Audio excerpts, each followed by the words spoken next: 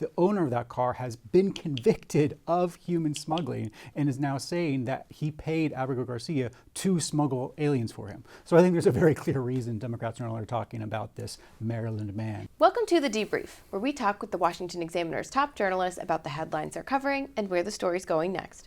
I'm Sarah Bedford, and I'm here with commentary editor Conn Carroll. Conn, Democrats are still struggling to find their footing on immigration after their loss 6 months ago.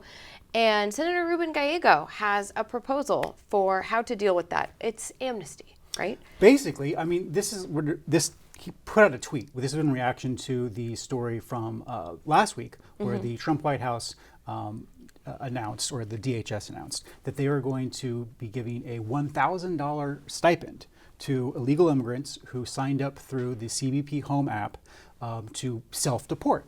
So in addition to getting a plane ride paid for by taxpayers back to their home countries, they would get $1,000 once they were back home in their home countries.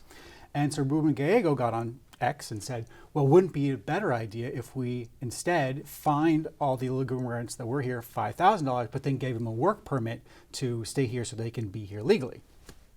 And I thought this was just absolutely ludicrous, because here you have, after 4 years of Biden, when he let in, caught and released 4 million people at the border, that illegal immigrants these are immigrants that were caught illegally crossing by Biden's administration, but then released into the United States. That's just one group. Then he let in an additional 1.4 million through his CBP One app program and through his CHVN program where he flew them into the United States. So that's 5.4 million illegal immigrants Biden let into the country over 4 years.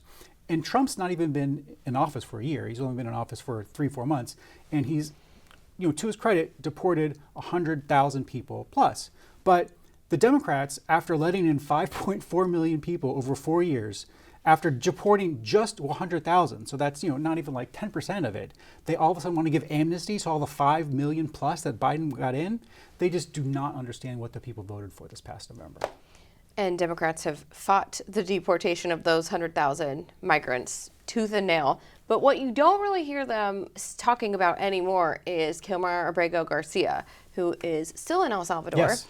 And they are not really talking about the Alien Enemies Act deportations anymore either. Why do you think Democrats have gone silent on the gang member removal, and that one gang member in particular? Well, just because all the facts that have come out since then have been so negative towards Abrego Garcia. I kind of keep track of it on Google Trends every day, and I kind of tweet it out normally, just because you can see just there was a spike when it first came out, and this has been declined ever since. And the latest on Abrego Garcia is that you had both the body cam and the police report of his arrest in Tennessee when he was transporting 8 illegal immigrants from Houston back to where he was living in Maryland. And now you have the person whose car that was, so it was not his car, the owner of that car has been convicted of human smuggling and is now saying that he paid Abrego Garcia to smuggle aliens for him. So I think there's a very clear reason Democrats are no longer talking about this Maryland man.